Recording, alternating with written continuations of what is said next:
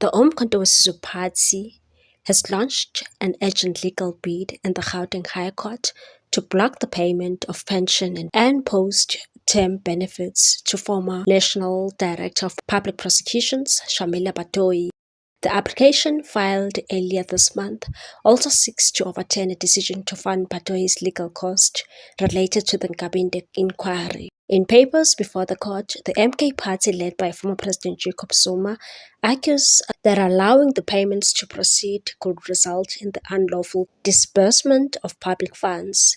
Party spokesperson Tlamoro Ndlela said the case centers on serious concerns regarding Batohi's fitness to hold office and whether she should benefit from the gratuity payments under those circumstances, and said the Umkhonto weSizwe Party is alarmed by the lack of transparency and accountability in the processes leading to these potential payments, warning that funds could be released before the legality of the decision is properly tested. The party's legal challenge follows controversy stemming from Batohi's testimony at the Nkabinde inquiry, a probe established by President Ramaphosa at her request to investigate the fitness of senior prosecutor Andrew Chauke.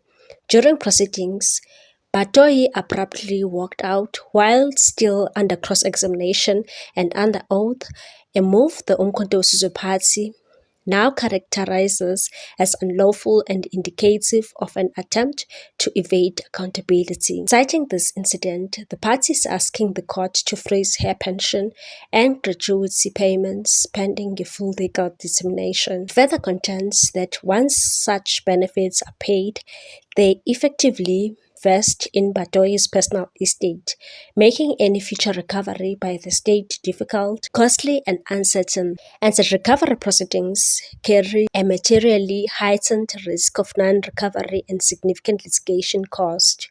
The application also raises allegations that Batohi may have made misleading statements under oath and failed to adequately safeguard sensitive prosecutorial information, claims it says undermined governance within the National Prosecuting Authority.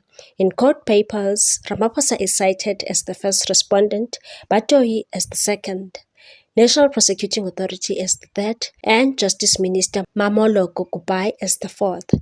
Presidential spokesperson Vincent Makwenya declined to comment on the matter, while NPA Communications head Bulelwa Makeke confirmed receipt of the application, stating the authority will respond in accordance with court procedures. Justice Department spokesperson Terence Manasseh said the department intends to oppose the application but will not comment on its merits while the case is before the court.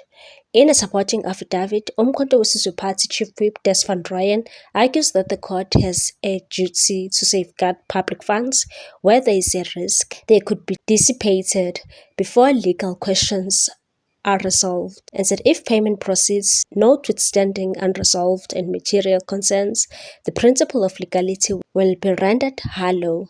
He added that temporarily withholding the payments will not cause irreparable harm to Batohi, while measures such as a security undertaking would help preserve the integrity of state resources.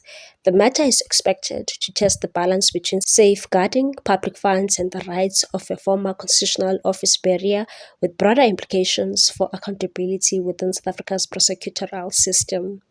What's your take on this one, people? Thanks for watching. Please subscribe for more news.